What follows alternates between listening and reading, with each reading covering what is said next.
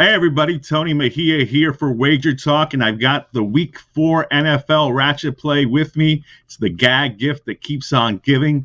We're a perfect 3-0 on the season in isolating the ugly duckling on the NFL slate and getting to the window with it. Including last season's numbers, my Wager Talk Ratchet Play is on a 15-4 run, so we'll look to get to an 80% success rate over 20 wagers by nailing Seahawks Lions. And we've connected on the Commanders Jaguars over in week 1 and unders in Broncos Texans and Panthers Saints the past few weeks. But we're going to step away from totals for this one. And in week 4, we're taking the 4.5 points with Seattle at Detroit.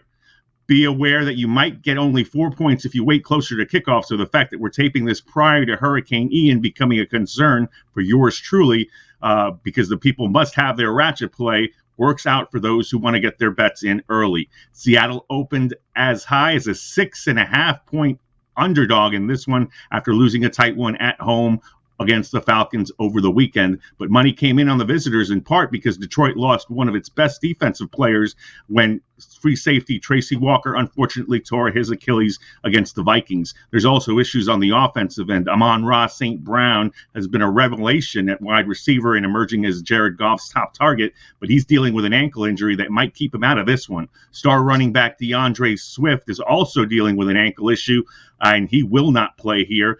Jamal Williams has been excellent thus far, especially around the red zone, but losing such an accomplished playmaker like Swift, who's a receiving threat out of the backfield, doesn't bode well for Detroit's chances.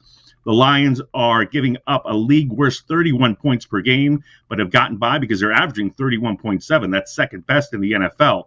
Unfortunately, without Swift and St. Brown, they simply won't be as explosive.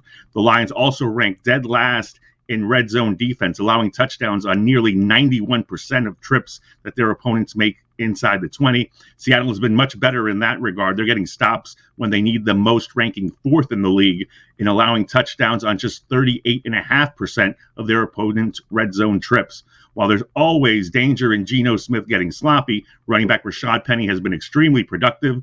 And watch out for first-round pick Kenneth Walker III. He's getting over a sports hernia. He looked pretty explosive last week against Atlanta, and he's a former star at Michigan State. So he could be an X factor in this homecoming game. Taking the points is the only way to go here. We'll look to stay perfect on ratchet plays in 2022 by riding the Seattle Seahawks plus 4.5 at the Detroit Lions. For Wager Talk, I'm Tony Mejia.